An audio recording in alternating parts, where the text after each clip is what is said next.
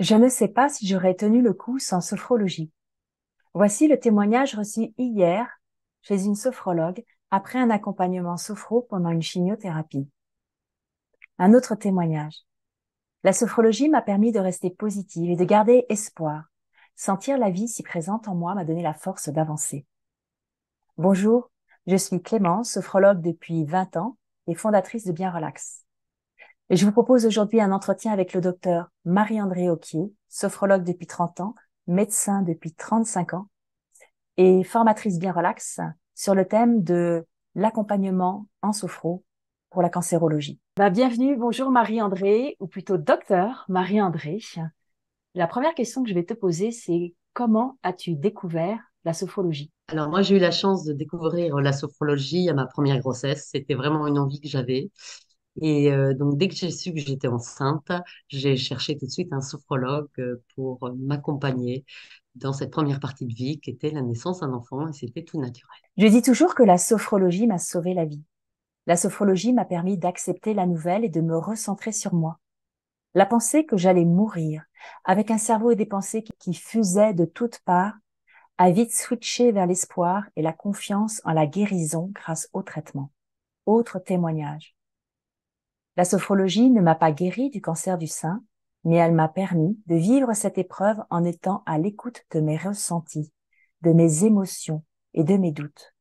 Durant les séances de chimio, les séances de sophrologie me permettaient de respirer, de retrouver le calme, de ne pas céder à la panique.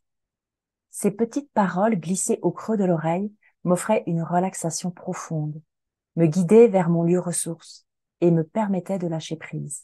La question qu'on se pose, c'est en oncologie, est-ce que ça marche sur tout le monde? Oui, c'était la grande chance de la sophrologie, c'est que c'est une technique qui ne demande pas de requis, qui ne demande pas de possibilités particulières. Elle va fonctionner aussi bien chez l'enfant que chez la personne âgée. S'il y a quelque chose d'important en sophrologie, c'est l'entraînement. Donc ça va marcher chez les personnes qui s'entraînent, quel que soit leur âge. Et ce même enfant qui m'a donné envie de travailler en oncologie puisqu'il a eu une leucémie assez tôt, et que donc j'ai eu l'opportunité très tôt, puisqu'il était tout petit, il n'avait pas 3 ans, de commencer la sophrologie avec lui. Je me le suis permis puisqu'on l'avait déjà commencé ensemble pendant la grossesse, et j'ai été étonnée à quel point un enfant de 3 ans réagit, à quel point ça l'a aidé. Et je me suis dit, on n'a pas le droit de laisser cette technique absolument merveilleuse, de pas l'apporter aux autres, parce que si un enfant de 3 ans arrive à faire ça, tout le monde va y arriver. Et vraiment, c'est ce qui s'est conforté après avec mon expérience. Mhm. D'ailleurs, souvent, les aidants ou l'entourage peuvent faire la sophrologie et ça va même aider la personne qui suit les traitements d'avoir un entourage serein, confiant. Parfois, les gens viennent, des aidants, des entourages, la famille, en disant ma mère, un enfant, une voisine a un cancer, est-ce que je peux vous l'envoyer? Et souvent, ma première réponse est, est-ce que vous n'auriez pas besoin de sophrologie? Puisque on sait que un aidant, quelqu'un de l'entourage qui va accueillir, hein, on verra que c'est lourd comme pathologie, c'est long, et le fait que l'entourage fasse de la sophrologie est probablement pour moi un des facteurs de guérison chez la personne atteinte. Donc c'est fait certes pour aider l'autre, c'est fait aussi pour s'aider soi-même. Et je pense que en sophrologie et en oncologie, c'est toujours une équipe entre un sophrologue, entre la personne qui a le cancer, entre, je dirais presque le personnel soignant, hein, qui est aussi en souffrance. Et j'ai souvent tendance à avoir envie de le proposer aussi au personnel soignant et surtout à l'entourage. La sophrologie m'a aidé à préparer l'intervention qui, je dois l'avouer, me faisait une peur bleue. Je suis arrivée beaucoup plus sereine à la clinique et tout s'est merveilleusement bien passé. La sophrologie m'a aussi accompagnée pendant la radiothérapie. Il m'arrivait de pratiquer la RD1 ou le SDN de techniques de sophrologie au milieu de la salle d'attente, quand justement l'attente était trop longue.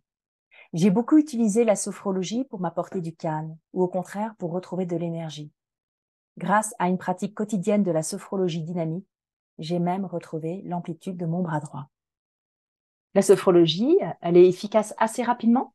Bah, c'est l'intérêt de la sophrologie, une séance, hein, un quart d'heure, et ça marche au bout d'un quart d'heure.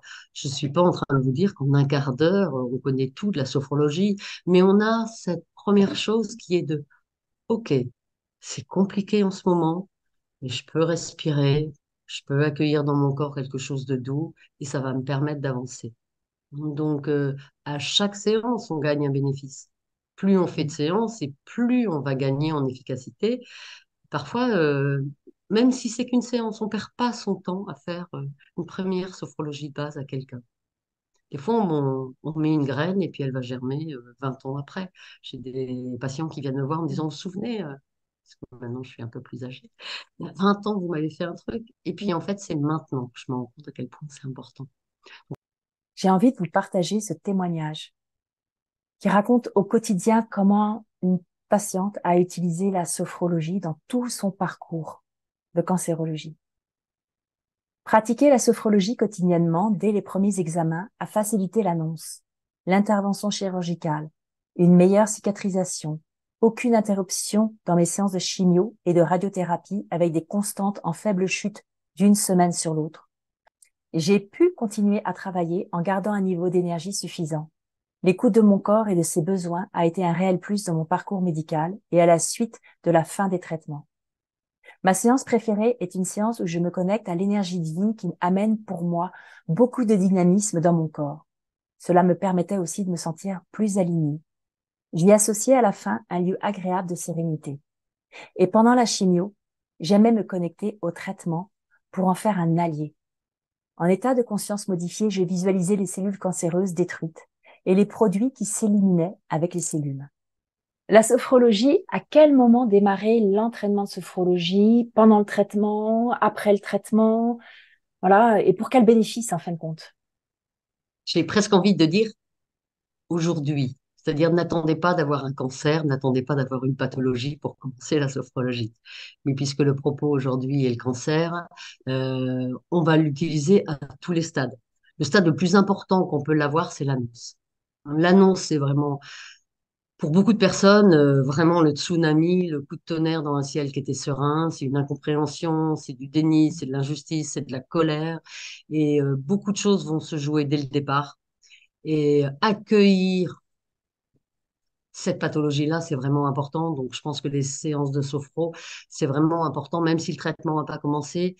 Je suis un peu provocatrice des fois. Je dis aux gens, ah, quelle chance, je vous vois alors que vous avez encore votre cancer. On va pouvoir aller le voir, on va pouvoir le détendre. Vous allez pouvoir l'apprivoiser dans votre corps, comprendre ce qu'il vient vous dire avant de lui dire adieu.